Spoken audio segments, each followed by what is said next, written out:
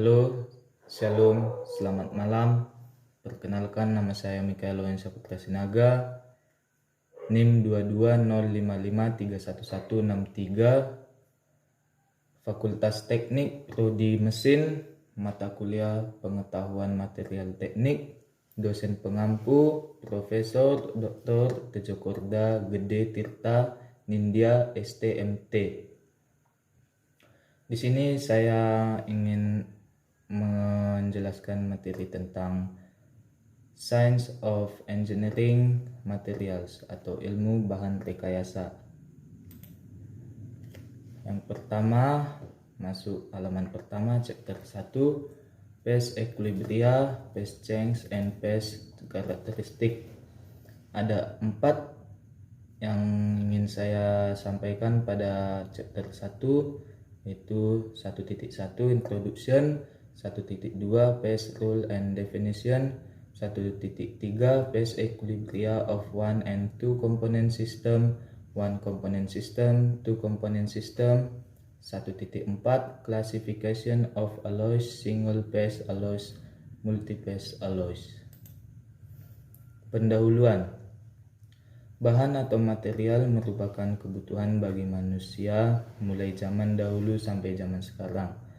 Kehidupan manusia selalu berhubungan dengan kebutuhan bahan seperti pada transportasi, rumah, pakaian, komunikasi, rekreasi, produk makanan, dan sebagainya. Perkembangan peradaban manusia juga bisa diukur dari kemampuan memproduksi dan mengolah bahan untuk memenuhi kebutuhan hidupnya. Pada zaman batu, perunggu, dan sebagainya, pada tahap awal manusia hanya mampu mengolah bahan apa adanya seperti yang tersedia dari alam, misalnya batu, kayu, kulit, tanah, dan sebagainya.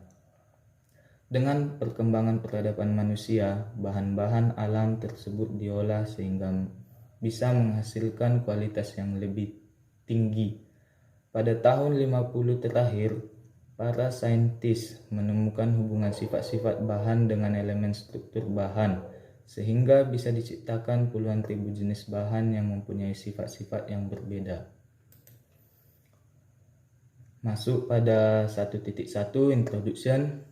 Pada volume pertama kita telah mempelajari karakteristik dan molekul pembentukan fase gas, cair, padat, tetapi telah ditunda.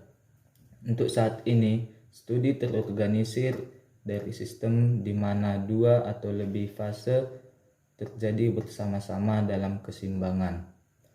Fase didefinisikan sebagai bagian dari sistem yang bersifat kimia seragam dan secara fisik seragam dan dapat dipisahkan dari bagian lain dari sistem dengan membatasi permukaan.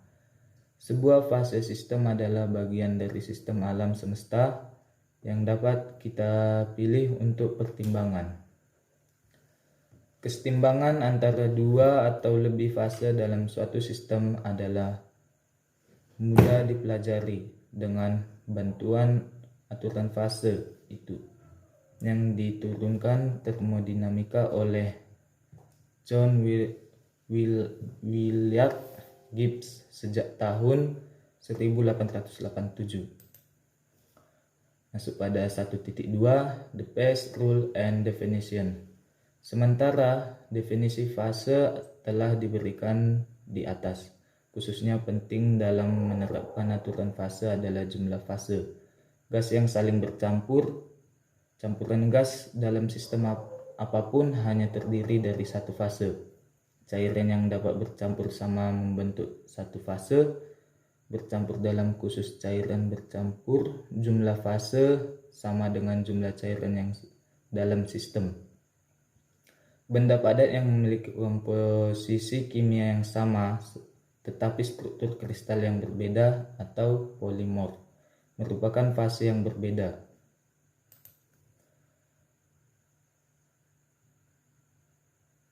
Zain dan ruby adalah fase tunggal dari aluminium oksida yang mengandung aluminium oksida terlarut Cr2 atau Cr2 dan OJ2. Perlu dicatat bahwa Suatu fase tidak perlu berada dalam satu fase unit, tetapi dapat dibagi menjadi beberapa unit yang lebih kecil. Konstituen variabel independen dalam hal komposisi setiap fase sistem dapat dinyatakan. Itu sistem air di titik triple misalnya hanya memiliki satu komponen karena ketika fase es cair dan uap dasarnya adalah komposisi H2O. Mengingat lagi sistem yang lebih kompleks seperti disosiasi kalsium karbonat menurut persamaan CO2 dalam kurung S bereaksi CaO dalam kurung S tambah CO2 dalam kurung G. Ada 3 fase yaitu CoA padat, CaO padat dan gas, CoL, tetapi jumlah komponennya 2 karena komposisi masing-masing dari 3 fase dapat dinyatakan dalam 2 molekul. Misalnya CaO dan CO. Jumlah derajat kebebasan suatu sistem adalah minimum jumlah faktor variabel independen atau seperti suhu, tekanan, dan konsentrasi yang harus ditentukan untuk menentukan sepenuhnya merupakan keadaan kesetimbangan suatu sistem. Perlu dicatat, itu harus diperhatikan faktor variabel yang kita hadapi hanyalah faktor intensif sifat yaitu sifat-sifat yang khas dari individu fase sistem, tidak tergantung pada jumlah fase.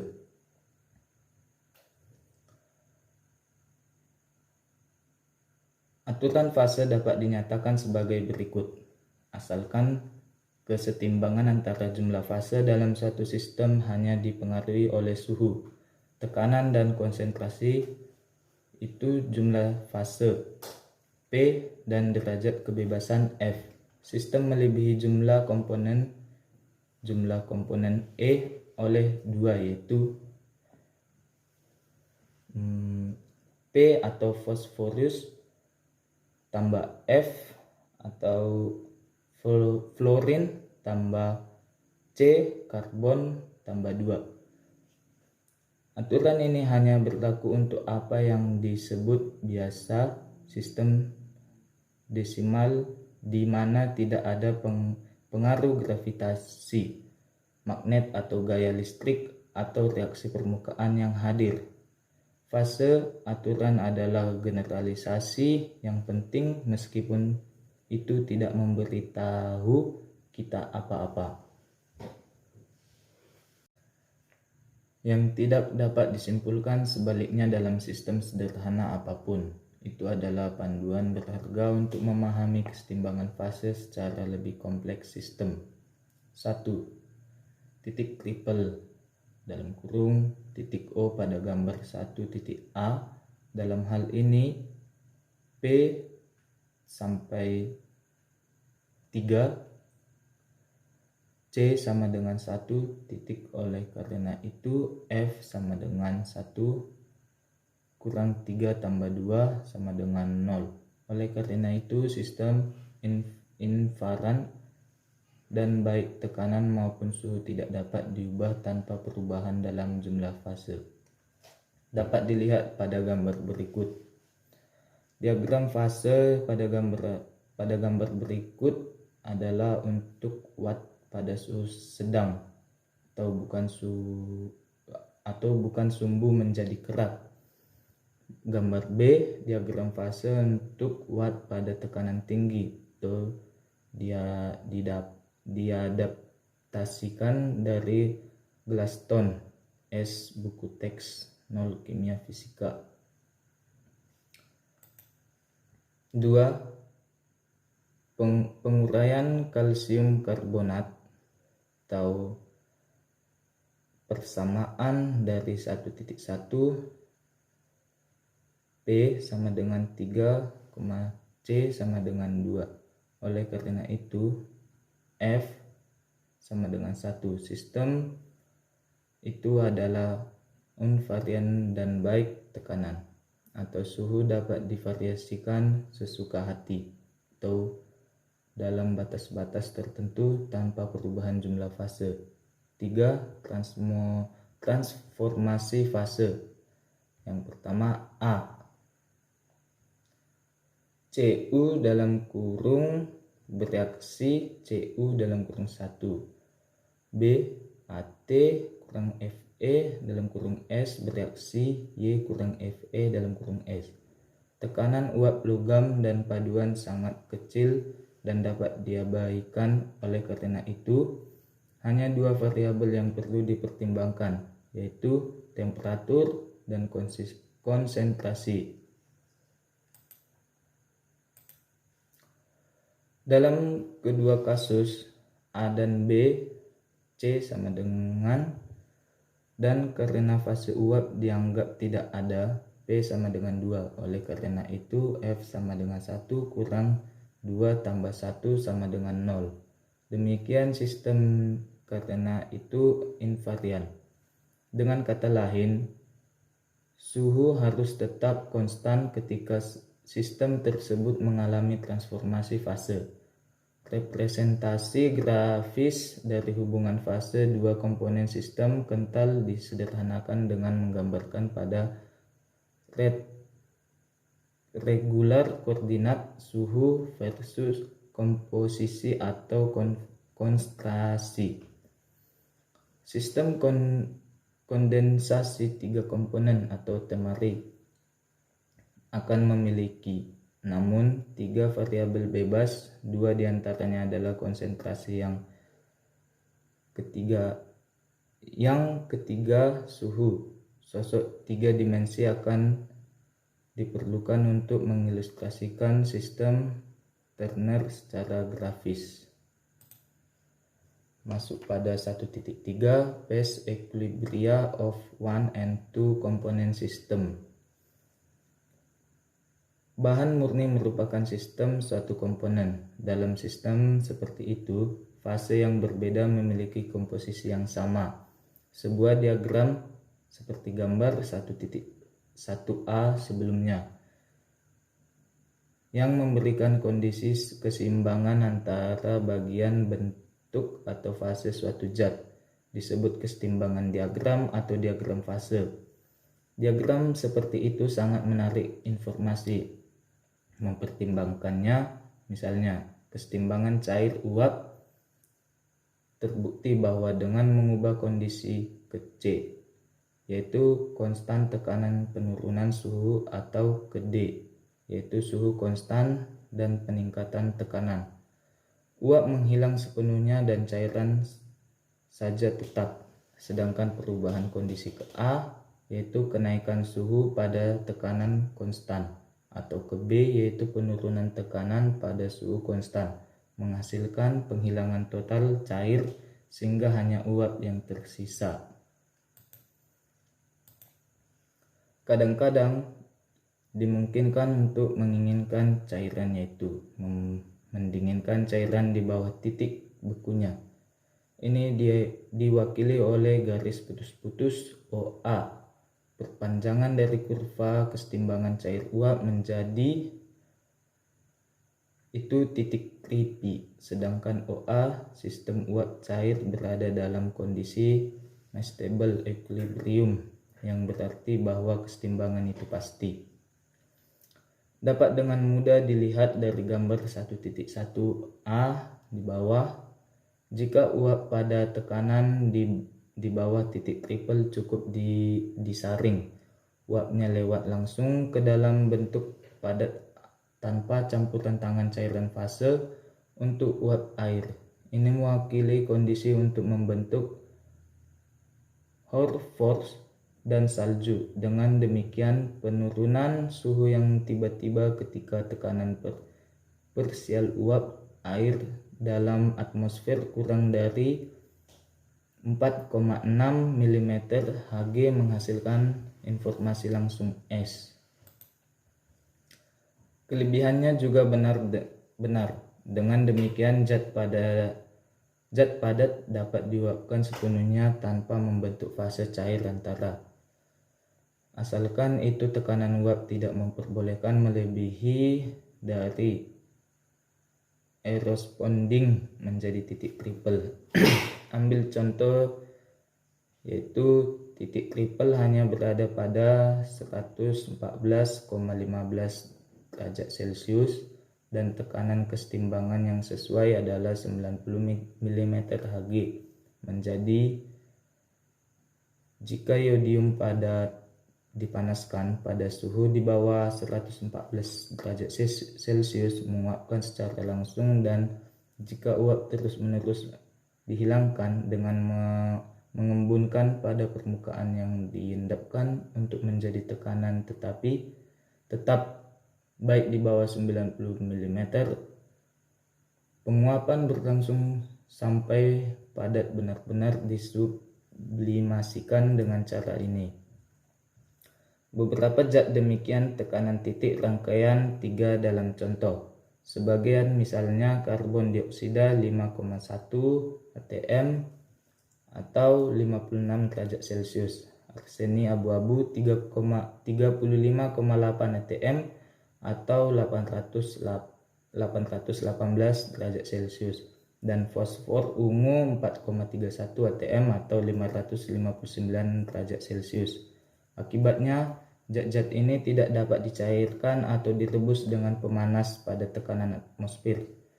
Karbon dioksida padat atau disebut dry ice secara langsung masuk ke gas pada semua tekanan di bawah 5,11 atm.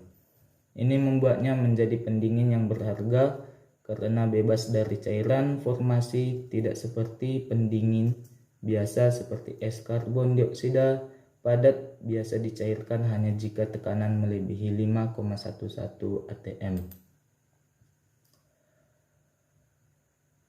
Gambar 1.1b menunjukkan perilaku fase pada tekanan yang sangat tinggi. Banyak fase padat baru sesuai dengan bentuk kristal dari es dihadapi. Terlihat bahwa pada tekanan yang mengingat padatan yang terpisah dari air cairan adalah GS1, 3, 5, 6, dan 7. S2 bagaimanapun hanya dapat diperoleh dari bentuk padat lainnya, misalnya S1, 3, atau 5, dengan mengubah suhu atau prosedur yang sesuai.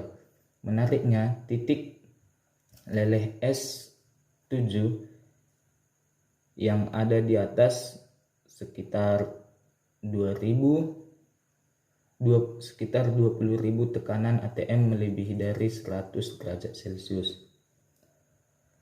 Sejak F tidak mungkin negatif, ia mengalir dari aturan fase persamaan 1.2 bahwa nilai maksimum P fosforus adalah 3, yang menyiratkan bahwa tidak lebih dari 3 fase polimorfi dapat dalam kesetimbangan stabil dengan setiap lainnya secara bersama. Seperti perubahan keadaan, polimorfi transisi dari satu fase padat ke fase padat lainnya adalah transformasi dari orde pertama.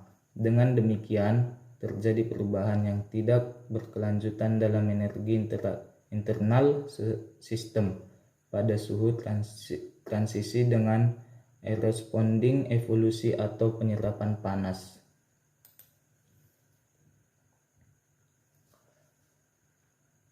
Tidak ada titik eristik yang pernah diamati dalam transformasi polimorfi. Ini adalah titik diferen mendasar antara fenomena polimorfi dan fenomena perubahan keadaan. Tidak adanya titik eristik antara dua fase pada kristal adalah namun cukup ditunggu, karena transisi yang berkelanjutan dari suatu padat ke yang lainnya tidak mungkin. Bahan dengan dua komponen adalah sistem biner yang dipelajari lumayan umum. di semua jenis kombinasi dua komponen adalah titik beku yang mencair. Hubungan gambar 1.2 menunjukkan hubungan fase dari dua sistem rekayasa penting. Garis OA pada gambar 1.2 A F atau sistem H2O kurang NaSCl mewakili kelarutan garam NaCl dalam air garam, dan garis OB kantor di air garam. Yang ekstrim menunjukkan 100% H2O dan 30% NaCl terlihat dari gambar 1.2, bahwa larutan garam dan air dapat dialirkan kurang dari ODC tanpa pemadatan.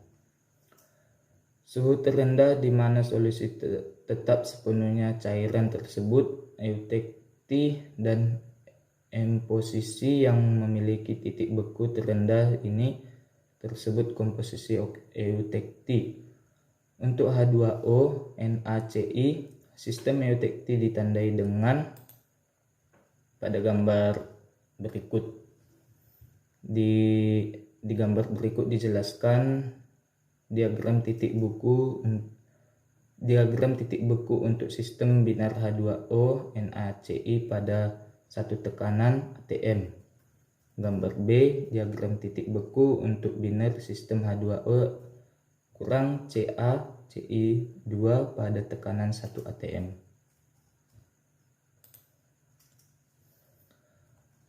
Perpotongan kelarutan adalah 23,3% NaCl dan 76,7% H2O. Komposisi eutektik untuk sistem H2O CaCl2 ditunjukkan pada gambar 2.b yang tadi adalah 29% CaCl dan 71% H2O. Kalsium klorida larutan komposisi ini tetap cair pada suhu serendah sebagai minus 51 derajat Celcius. Sedangkan larutan serupa NaCl membeku pada minus 21 derajat Celcius. Oleh karena itu, kalsium klorida daripada natrium klorida digunakan untuk menghilangkan es dari jalan raya di iklim yang sangat dingin. Kelarutan dan hubungan leleh beku seperti yang telah kita lihat di atas cukup umum di semua jenis kombinasi dua komponen termasuk sistem paduan binar. Kita dapat mempelajari panduan semacam itu paling efektif dengan menggunakan diagram fase atau keseimbangan. Masuk pada bagian 1.3, fase equilibria of one and two component system, one component system, two component system. Paduan biasanya didefinisikan sebagai zat yang memiliki sifat logam dan terbuat dari dua atau lebih bahan. Yang paling sedikit salah satunya adalah sebuah logam. Secara struktural, paduan dapat diklasifikasikan menjadi dua jenis, yaitu paduan fase tunggal dan multifase alloy. Paduan fase tunggal. Jika paduan terdiri dari fase tunggal dalam keadaan padat, itu dapat hanya berupa larutan padat atau fase antara. Ini adalah didiskusikan bahwa solusi padat hanya solusi dalam padatan keadaan dan terdiri dari dua atau lebih jenis atom yang membentuk satu fase. Istilah pelarutan digunakan untuk merujuk pada yang lebih melimpah untuk atom dalam larutan padat dan istilah zat terlarut ke yang kurang melimpah. Atom-atom terlarut didistribusikan ke seluruh kisi-kisi kristal pelarut. Kisi dari larutan padat yang dihasilkan adalah pada dasarnya perlu pada pada dasarnya pelarut murni, namun atom terlarut mungkin menempati dua jenis komposisi yang berbeda dalam kisi pelarut, seperti yang ditunjukkan pada gambar 1.3 tadi. Nah, ini dia gambarnya 1.3. Dua bentuk dasar larutan padat. Gambar A, padat substitusi larutan. Gambar B, padat larutan padat intersial. Perhatikan bahwa kristal pola atom pelarut yang merubah. Ini dia yang di garis-garis. Larutan pada substitusi paduan jenis ini sering dibuat untuk meningkatkan kekuatan logam yang diberikan. Sejumlah jenderal aturan tersedia sebagai besar melalui karya Hume-Rothery untuk membantu dalam pemilihan elemen paduan yang tepat. Singkatnya, aturan ini adalah sebagai berikut. 1. Ukuran relatif jektor solubility solid yang luas dari satu logam lain hanya terjadi jika diameter dari atom pelarut dan zat terlarut pada berbeda kurang dari 15%. Kedua, kimia atau afinitas jektor. Agar larutan padat terjadi antara dua logam di sana tidak boleh ada perbedaan yang berarti dalam kolektronegatifan. Tabel 2.7 jilid 1 di antara mereka karena memiliki besaran perbedaan elektron antara dua unsur semakin besar afinitas kimia dan karenanya semakin besar kecenderungan menuju pembentukan senyawa. Yang ketiga, jektor valensi relatif. Logam dengan valensi lebih rendah dapat larut lebih dari logam valensi tinggi dari sebaiknya. Sebagai contoh, kesamaan fase, perubahan fase, dan karakteristik fase.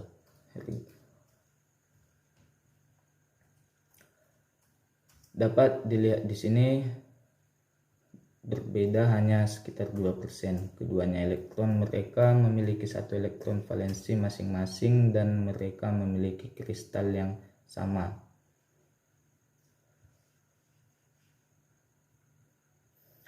Untuk dua logam membentuk larutan padat substitusi dalam proporsi alternatif, mereka harus menunjukkan A. Perbedaan kurang dari 15%. B. Tidak ada perbedaan elektronegatif.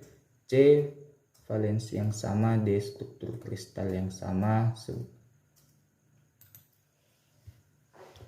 Solusi padatan terurut dalam larutan padat sejati seperti yang ditunjukkan pada gambar 1.4a. Kedua jenis atom didistribusikan secara acak situs kisi dalam struktur kristal beberapa paduan. Bagaimanapun memiliki sifat bahwa mereka membentuk larutan padat yang tidak terlarut pada tingkatan yang lebih tinggi suhu atau karena agitasi termal yang lebih besar. Tetapi pada suhu yang lebih rendah, suhu mereka berubah menjadi pengaturan yang teratur dari keduanya jenis atom. Pada gambar 1.4b, struktur yang terlarut seperti itu tersebut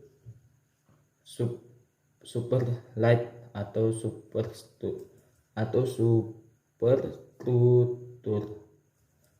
Pemesanan disebabkan oleh kekuatan interaksi antara dua jenis atom dalam struktur. Urutan sempurna dari larutan pada bukti hanya dapat terjadi jika dua jenis atom hadir dalam rasio tertentu. Kekuatan paduan biasanya meningkatkan dan kuelatan menurut menurun oleh pemesanan. Efek seperti itu diucapkan dalam sistem itu di mana bentuk sel satuan diubah dengan memesan tapi adalah pada gambar ini bisa dilihat 1.4 susunan atom dalam A tak beraturan dan B padatan teratur larut. Yang dia tidak digarisi itu solvent atom, yang dia digaris itu soluten atom. Ya, begitu sebaliknya solvent atom pada lingkaran yang tidak ada garis dan pada luarnya yang bertanda hitam itu soluten atom. Diabaikan di mana fase yang dipesan memiliki struktur kisi yang sama dengan fase yang tidak teratur.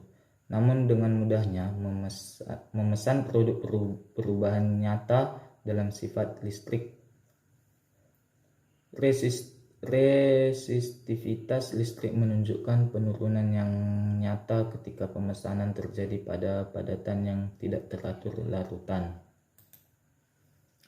3 jenis senyawa antara atau intermatik yang paling umum adalah yang pertama senyawa valensi, yang kedua senyawa interrelasi, dan yang ketiga senyawa elektron. Yang pertama senyawa valensi.